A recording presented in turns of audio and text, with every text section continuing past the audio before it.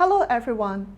Following the last video on identifying key problems, we would need to use research and evaluation to back up our findings. First off, research is crucial in any points of case cracking. That includes the problem analysis, proposing solutions, as well as evaluating the solutions. For analyzing the current situation, we mainly look into the company's annual reports, the market reports, as well as market news. As for proposing solutions, we often look into different case studies, such as what other companies have done before with similar solutions, as well as marketing reports that suggest the effective solutions. And lastly, we would need to evaluate the solutions, such as what inputs do we use within one solution, and then we may need to look into the geographical data or the company's financial performance. First off, let's talk about what do we need to evaluate. Very often, we need to evaluate which solutions do we choose. From last example, on encouraging exercising during COVID, the government can suggest hanging out leaflets about exercising, giving out yoga mats, launching an app to track and reward people who exercise, or selectively open some public sports facilities. Here, we do not need to make assumptions on whether these solutions are good or bad right now, because we would evaluate them with objective criteria. That include effectiveness in encouraging exercising, whether it is feasible like the high capital cost required, and for certain safety during the COVID spread. Notice here that the criteria may not all weigh equally. For example here, safety should be of highest importance, while the government can pull in different financial resources, so capital requirement may be of lower priority. Another common factors we need to evaluate would be what inputs do we use within a chosen solution. For example, in terms of geographical expansion, we may need to choose what country or city to expand into, and if we are choosing multiple locations, what would be the priority and the time frame. Further digging into the expansion question, we can even ask, do we want to choose an M&A, a joint venture, franchise, or a wholly owned subsidiary? All these different factors would impact the solution effectiveness as well as feasibility. And that's why we would need to evaluate them carefully to select the best option. The second example here is about an M&A or a potential partner. We can choose the different company or the organization and even some alternative choices in case our first choice does not agree to collaborate with us. And the last example is also a very common strategy about launching new product. And the question is, which product do you want to launch? Is it strategically aligned to the company? Is it going to differentiate the company from its competitor? And does it fit into the target customer group? One single choice actually embeds a lot of questions that we need to research and think carefully about.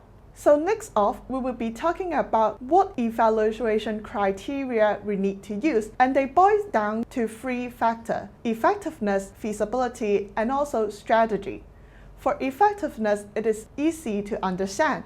That means a sales growth if it is a company that wants to increase its revenue, the brand awareness to be more famous and popular among other competitors, the time required to be effective. Of course, most of the time we want it to be as short as possible, and also the duration of effectiveness. If the solution can be effective for a long run, it is preferred over a solution that is only effective for a short period like 1 month or 1 quarter. On the feasibility side, we will look into the resources required, including financial, human, and technology, the stakeholders' standpoints, whether these stakeholders agree to collaborate with you or not, and also other considerations such as the regulatory allowance. On the strategy side, we would also hope that the strategy aligns with the long-term strategic goal. That means that when you launch this solution, it actually helps the company or the organization to achieve its targets for the next year, the next 5 years, or even the next 10 years.